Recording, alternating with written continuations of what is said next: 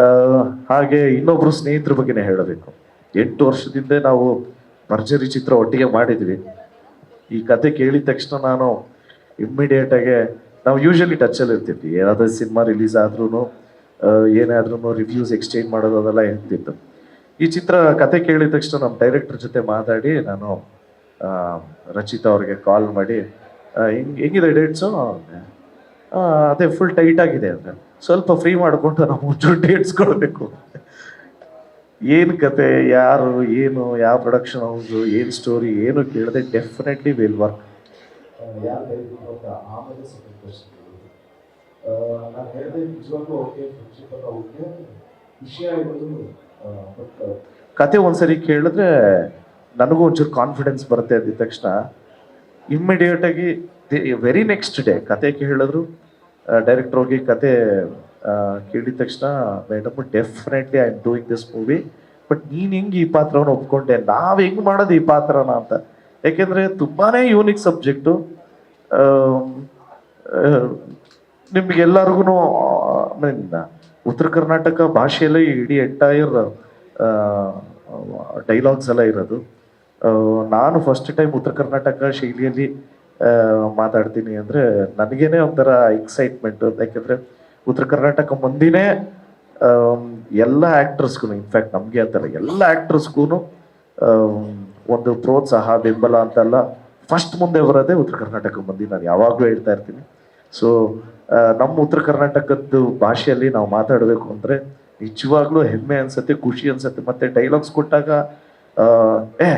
ಸಖತ್ತಾಗಿದೆಯಲ್ಲ ಈ ವರ್ಡು ಅಂತಲ್ಲ ಅನ್ಸುತ್ತೆ. ನಮಗೂ ಒಂಚೂರು ಕಲಿಕೆ, ಹೊಸದಾಗಿರೋ ಪದಗಳನ್ನೆಲ್ಲ ಕಲಿಯೋ ಒಂದು ಅವಕಾಶ ಸಿಕ್ತು. ಮತ್ತೆ ಈ ಚಿತ್ರ ನಾನು ಡೈರೆಕ್ಟರ್ ಜೊತೆ ಮೀಟ್ ಮಾಡಿ ಕತೆ ಕೇಳಿದ ತಕ್ಷಣ, ಇದನ್ನ ನೆಕ್ಸ್ಟ್ ಯಾರು ಪ್ರೊಡ್ಯೂಸ್ ಮಾಡ್ತಾರೆ ಅಂತ ಅಂದಿದ ತಕ್ಷಣ ನನಗೆ ಮನೀಶ್ ಸರ್ ನೆನಪಾಯ್ತು. ಯಾಕೆಂದ್ರೆ ಮನೀಶ್ ಸರ್ ನಾವು ಕೇಳಿದ ತಕ್ಷಣ, ಮನೀಶ್ ಸರ್ ಫಸ್ಟ್ ಕತೆ ಕೇಳಿದ್ರು. ಕತೆ ಕೇಳಿದ ತಕ್ಷಣ ಮನೀಶ್ ಸರ್ ಡೆಫಿನೆಟ್ಲಿ, ಇವರು ಮನೀಶ್ ಸರ್ ಬಗ್ಗೆ ನಿಮ್ಗೆಲ್ರಿಗೂ ಗೊತ್ತಿರುತ್ತೆ, ಬಿಸ್ನೆಸ್ ಅಲ್ಲಿ is a biggest player right ನಾವು. ಅವರು ಹೋಗಿದ ತಕ್ಷಣ ಟೈಮ್ ಕೊಟ್ಟರು. ಒಂದು ಎರಡನೇದು, ಇದು ನಮ್ಮ ಕಲ್ಟ್ ಚಿತ್ರ ಅದು ಇದು ಅಂತೆಲ್ಲ ಅಂದಿದ ತಕ್ಷಣ ನನಗೆ ಏನು ಹೇಳ್ಬಿಡಿ, ಕತೆ ಕೇಳ್ಬಿಡ್ತೀನಿ. ನಾನು ಕತೆ ಕೇಳಿದ ತಕ್ಷಣ ಡೆಫಿನೆಟ್ಲಿ ಈ ಮೂವಿ ಮಾಡೋಣ. ಏಕೆಂದರೆ ನಾನು ಎಕ್ಸ್ಪೆಕ್ಟ್ ಮಾಡ್ತಾ ಇದ್ದಿದ್ದು ತುಂಬ ಕಮರ್ಷಿಯಲ್ ಆಗಿರುತ್ತೆ, ತುಂಬ ಹೀರೋಯಿಸಮ್ ಇರುತ್ತೆ. ಮತ್ತು ನಾವು ಇಷ್ಟು ವರ್ಷ ಮಾಡ್ಕೊಂಬಂದಿದ್ದೀವಲ್ಲ, ಅಂದರೆ ತುಂಬ ಕಮರ್ಷಿಯಲಿ ಎಲಿವೇಶನ್ಸ್ ಅದೆಲ್ಲ ಇರುತ್ತೆ. ಡೆಫಿನೆಟ್ಲಿ ಎಲ್ಲೆಲ್ಲಿ ಬೇಕೋ ಅಲ್ಲಿ ಇರಬೇಕು ಅಂತಲೇ ಎಲ್ಲರೂ ಮಾಡೋದು. ಬಟ್ ಈ ಚಿತ್ರ ತುಂಬಾ ರಿಯಲಿಸ್ಟಿಕ್ ಆಗಿ ಇರೋದ್ರಿಂದ, ಆ್ಯಂಡ್ ಪ್ರಾಬಬ್ಲಿ ಎಲ್ಲ ಪಾತ್ರಗಳು ಅವ್ರಿಗೆ ಇಷ್ಟ ಆಗಿರೋದ್ರಿಂದ, ಮತ್ತು ನಮ್ಗಳ ಮೇಲೆ ನಂಬಿಕೆ ಇರೋದ್ರಿಂದ ನಮಗೊಂದು ಅವಕಾಶ ಕೊಟ್ಟರು. ಆಮೇಲೆ ತಂಡ ಫಾರ್ಮ್ ಆಯಿತು. ಈಗ ನಿಮ್ಗಳ ಮುಂದೆ ನಿಂತಿದ್ದೀವಿ. ಸಿನಿಮಾ ಹೆಸರು ಫೈನಲಿ ಕ್ರಿಮಿನಲ್ ಅಂತ ಇಟ್ಟಾಯಿತು.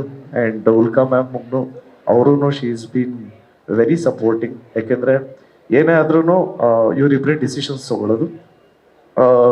ಸರು ಅಷ್ಟೇ, ಮನೀಶ್ ಸರು ಕಥೆಯಲ್ಲಿ ತುಂಬ ಇನ್ವಾಲ್ವ್ಮೆಂಟು. ಡೈರೆಕ್ಟರ್ ಕೇಳಿದ್ರೆ ತುಂಬ ಚೆನ್ನಾಗಿ ಎಕ್ಸ್ಪ್ಲೈನ್ ಮಾಡ್ತಾರೆ, ತುಂಬಾ ಇನ್ವಾಲ್ವ್ ಆಗ್ತಾರೆ.